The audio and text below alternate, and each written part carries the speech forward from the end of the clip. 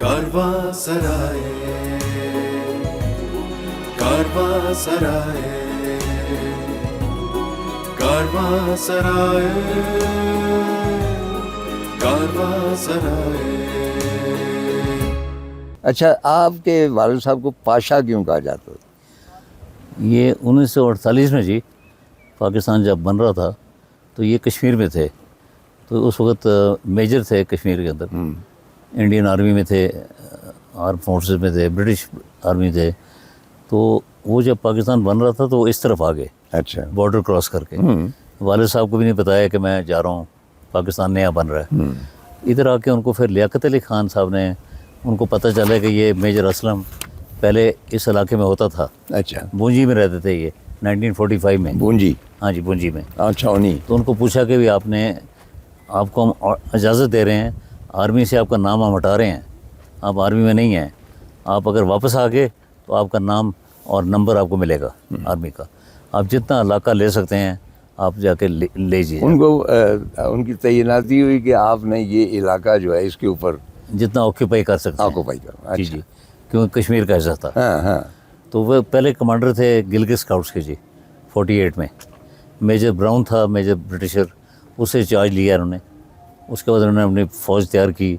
फ़ौज तो तैयार नहीं, बंदूकें कोई नहीं थी। हाँ, जो भी वॉलंटियर्स। जी हाँ, वॉलंटियर्स इकट्ठे किए। अच्छा, ये आप ये भी बता रहे थे कि पाशा इसलिए उन्होंने इख्तियार किया कि ही डिडंट वांट कि भाई उनका जो असल आइडेंटिटी है जी, वो पिन पॉइंट हो।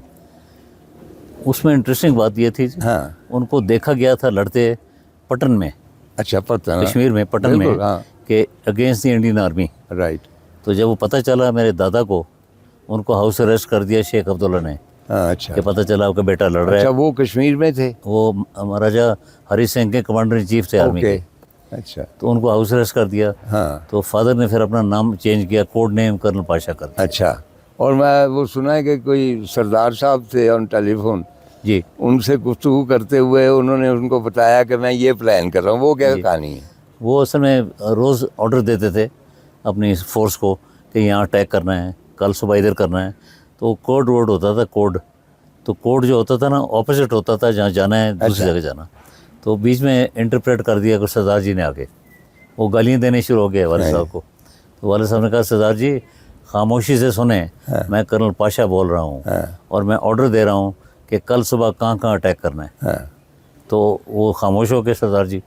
तो उन्होंने ऑर्डर देने शुरू कर दिए कि दराज मैंने जाना है, दराज की जगह कारगिल जाना था, फलानी जगह जाना है तो इधर जाना था।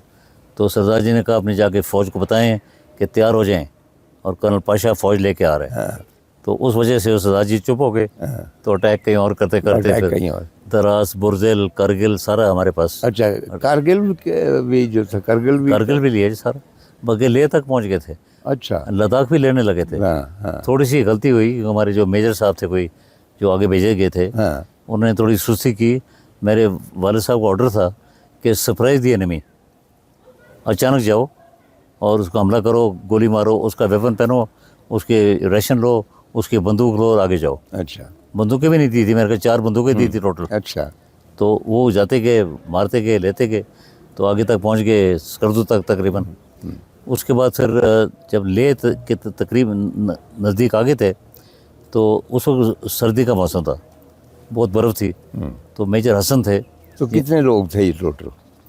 इनकी 3 फोर्सेस बनाई थी जी, एस्किमो फोर्स, 3 नाम दिए हुए थे, जिसमें एक शाह खान जो मशहूर हमजा के हैं, ब्रिगेडियर शाह खान। हाँ जी। अच्छा, मेरी उनसे मुलाकात हुई हमजा में, एक शाम गुजारी जी, बहुत शानदार शख्स थे। ये सारे सूबेदार होते थे। अच्छा, सूबेदार शाह खान थे, सूबेदार मुर्तज़ा वगैरह।